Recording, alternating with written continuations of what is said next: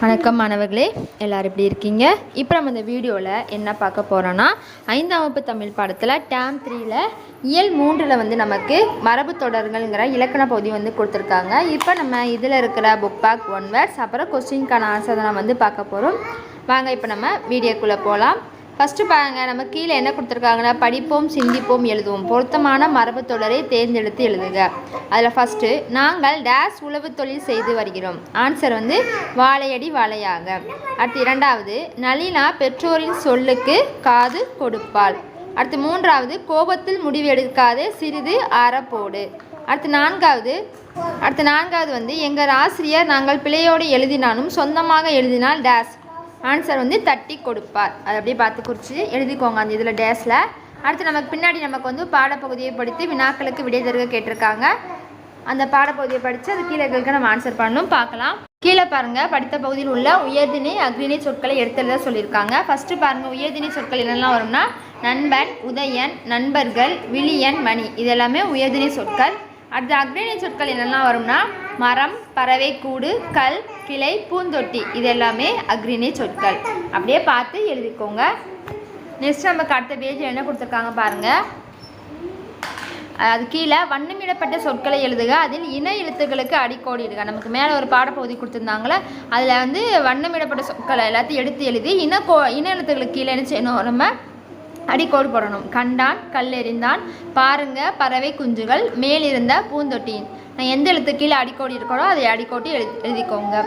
நமக்கு அடுத்த பேஜில் வந்து மொழி ஆல்பம் கொடுத்துருக்காங்க. அதுக்கடுத்து சில கொஸ்டின்ஸ்க்கு நமக்கு வந்து சில 1 வேர்ட்ஸ்லாம் கொடுத்துருக்காங்க. நம்ம இப்போ ஆன்சர்ஸ் பார்த்துடலாம். ஃபஸ்ட்டு பாருங்கள், 49ஆம் பக்கம் சொல்ல கேட்டு எழுத கொடுத்துருக்காங்க. அதுக்கு கீழே மரபுத்தொடர் அமைக்க சொல்லியிருக்காங்க. எதுக்குன்னா, கை கொடுத்தனர். அதற்கான மரபுத்தொடர் வந்து ஆபத்தில் இருந்த நண்பனுக்கு கை கொடுத்தனர். அடுத்து இரண்டாவது, நன்றாக பாடிய சிறுவனை ஆசிரியர் முதுகில் தட்டி கொடுத்தார். இரண்டையும் அப்படியே பார்த்து எழுதிக்கோங்க. நமக்கு 49ஆம் பக்கம் இருக்குது. அடுத்து 50ஆம் பக்கம் பாருங்கள், மொழியோடு விளையாட சொல்லி கொடுத்துருக்காங்க. அதில் குறுக்கெழுத்து புதிர் கொடுத்துருக்காங்க. அதில் பாருங்கள், நமக்கு வந்து இந்த அந்த இது போட்டிருக்கேன் பார்த்தீங்களா, நான் உங்களுக்கு வட்டம் போட்டிருக்கேன் பார்த்தீங்களா, அதே மாதிரி நீங்களும் அது ஃபுல்லாக எங்கெங்கே வட்டம் போட்டிருக்கணும் அது ஃபுல்லாக மீன் செஞ்சுக்கோங்க. வட்டம் போட்டுக்கோங்க. வட்டம் போட்டு கீழே எழுதியிருக்க பாருங்கள், அதை அப்படியே பார்த்து எழுதிக்கோங்க. இடமிருந்த வளத்தில் இவர் எட்டயபுரத்து கவிஞர். யார்? பாரதியார். அடுத்து, இது ஒரு பறவை. நமக்கு வந்து மேலே இருக்கிறதுல என்ன வந்திருக்கு, புறா இருக்குது, அதனால் புறா போட்டிருக்கோம். அடுத்து, தூக்கத்தில் வருவது என்னது? கனவு. புத்தகத்தை குறிக்கும் சொல் என்னதுன்னா நூல். அடுத்து, வளமிருந்த இடத்துல பாராட்டி வழங்கப்படுவது எனது? விருது. மக்கள் பேசுவதுக்கு உதவுவது வந்து மொழி. சுதந்திரத்தை குறிக்கும் தமிழ்ச்சொல் வந்து விடுதலை. அடுத்து வந்து பார்த்திங்கன்னா, முத்தமிழில் ஒன்று என்னதுன்னா நாடகம். அது அப்படியே பார்த்து எழுதிக்கோங்க. அடுத்து நமக்கு ஒரு பாடல் கொடுத்துருக்காங்க. கொடுத்துட்டு கீழே நமக்கு வந்து கொஸ்டின்ஸ் கேட்டிருக்காங்க. ஆன்சர் பார்க்கலாம். பாருங்கள், அடுத்த சைடில் நமக்கு ஒரு ஒரு பத்தி மாதிரி கொடுத்துருக்காங்க. ஒரு கதை பகுதி கொடுத்துருக்காங்க. கொடுத்து அது கீழே வந்து அந்த கதையிலேருந்து கொஸ்டின்ஸ்க்கு நம்ம ஆன்சர் எழுத மாதிரி கொடுத்துருக்காங்க. இப்போ நம்ம ஆன்சர் பார்க்கலாம்.